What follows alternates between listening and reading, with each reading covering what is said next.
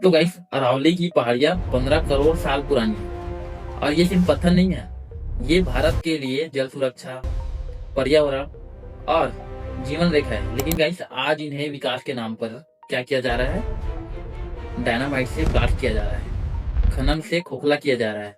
इसके अलावा इन्हें कंक्रीट के जंगल में बदला जा रहा है।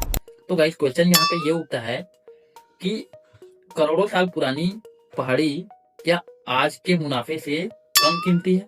अगर हम लोग हकीकत के नतीजे देखें तो भूजल स्तर जो है वो गिरता जा रहा है। दिल्ली एनसीआर गैस चैम्बर बनता जा रहा है। इसके अलावा तापमान हर साल नए रिकॉर्ड तोड़ रहे हैं। और अगर आप लोग बात करो एक्यूआई की, एयर पॉल्यूशन की, तो वो तो आपको पता ही है, बारिश या तो बाढ़ बनती है या गायब हो जाती है। तो गाइस ये सारे प्रॉब्लम्स क्यों हो रहे हैं? ये सिर्फ एक फैक्ट नहीं है, ये सिर्फ एक समझ रहे संयोग नहीं है, ये रियलिटी है उस चीज की जब आप प्रकृति के साथ में छेड़छाड़ करते हैं। तो गाइस जिस देश में लोग पानी, हवा और जमीन के लिए तरस रहे हैं, उसी देश में अगर सरकार ये फैसला करे कि प्रकृति को काटा जाए, तो इसे हम विकास कहेंगे या अपराध? तो गाइस ये अरावली पर्वत की बात है, जो मुगलों से भी पहले की है, ब्रिटिश सरकार से भी पहले की है। लेकिन गाइस आज के टाइम में हमारी जो सरकार है, शायद उसके सामने ये मजबूत नहीं बची। तो गाइस अगर हम लोग अरावली पर्वत की बात करें तो ये सिर्फ और सिर्फ एक पहाड़ नहीं है, ये पूरा का पूरा एक इकोसिस्टम है। ये गुजरात से लेकर के राजस्थान, राजस्थान से लेकर के हरियाणा, हरियाणा से लेकर के दिल्ली तक फैली हुई है और ये एशिया की सबसे पुरानी पर्वत श्रृंखलाओं में से एक है।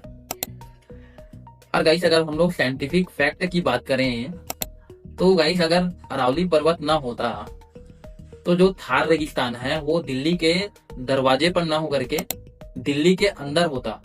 और ये कोई राय नहीं है, ये एक साइंटिफिक फैक्ट है। तो गाइस अगर हम लोग अरावली के फायदे के बारे में बात करें, जो सिस्टम हमसे छुपाता है, तो आपको ये देखने को मिलेगा कि ये रेगिस्तान के लिए एक दीवार बन के खड़ा है। अरावली थार को क्या करता है? उत्तर और पूर्व की तरफ बढ़ने से रोकता है। अगर अरावली कमजोर हुई तो राजस्थान का जो सूखा है वो हरियाणा और एनसीआर तक ऐसे घुसेगा कि आपको पता भी नहीं चलेगा। आज धूल भरी आंधियां जो है वो क्यों बढ़ रही है? आपको सिर्फ और सिर्फ क्या ये संयोग लगता है? इसके अलावा ये जो है जल संकट की आखिरी सुरक्षा भी है, क्योंकि अरावली की चट्टानें बारिश का पानी जमीन में रोकती है। और इसी वजह से कभी गुरुग्राम, फरीदाबाद, अलवर जिंदा थे। गाइस आज गुरुग्राम, डार्क अलवर 300 से 400 फीट नीचे पानी। और फिर सवाल पूछा जाता है पानी गया कहाँ? तो गाइस आज के टाइम पे जो हमारा अरावली है वो दिल्ली एनसीआर के लिए फेफड़े की तरह है। ये क्या करती है? धूल से बचाती है। इसके अलावा जो PM 2.5, इसके अलावा जो PM 10 है उसको कम करती है। इसके अलावा ये हीट वेव से बचाती है। तो गाइस आज के टाइम पे जो हमारा दिल्ली है वो दुनिया का सबसे प्रदूषित शहर क्यों है?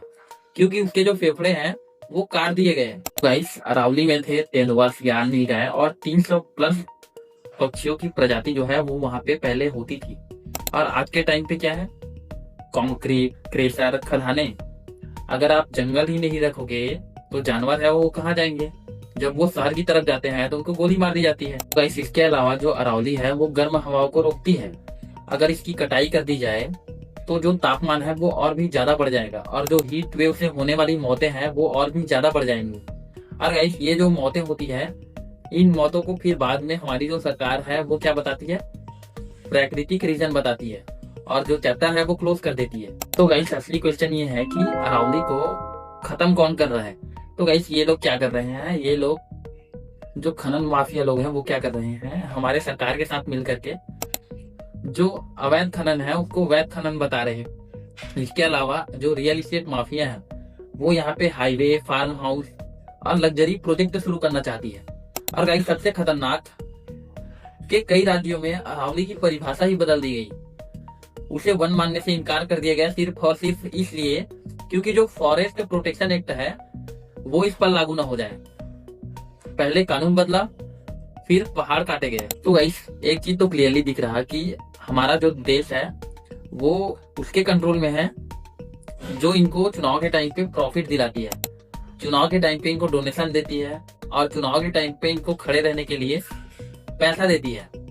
तो गाइस इन्हीं सारी प्राइवेट कंपनियों के फायदे के लिए हमारा जो सिस्टम है वो क्या करता है, किसी भी हद तक जा सकता है और अरावली जैसे पर्वत को काटने के लिए भी रेडी हो जाते हैं। सुप्रीम कोर्ट ने खुद कहा कि अरावली का संरक्षण राष्ट्रीय सुरक्षा जितना जरूरी है, फिर भी जो खनन था वो जारी रहा, फिर भी निर्माण जो था वो जारी रहा, फिर भी कटाई जो था वो जारी रहा। तो गाइस हमारा जो देश है वो संविधान से चलता है या कारपोरेट फायदों से? तो गाइस अरावली का मुद्दा पर्यावरण का मुद्दा नहीं है, मुद्दा है हमारे अस्तित्व का। क्योंकि आज पहाड़ कट रहा है, कल पानी कटेगा, परसों हमारी जिंदगी कटेगी। तो गाइस इसलिए चुप्पी जरूरी नहीं है, जरूरी है क्वेश्चन। और गाइस अगर विकास जो है वो विनाश लाए तो विरोध जो है वो बहुत ही ज्यादा जरूरी है। लेकिन यहाँ पे सवाल पूछने वालों को कहा जाता है अर्बन नक्सल, देशद्रोही, खालिस्तानी, इसके अलावा विकास विरोधी। तो गाइस यहाँ पे रियलिटी आपको सीधे और साफ शब्दों में देखने को मिलती है कि यह विकास नहीं है, यह कानूनी मुहर लगा हुआ विनाश है, जहाँ आने वाले पीढ़ियों की चोरी हो रही है।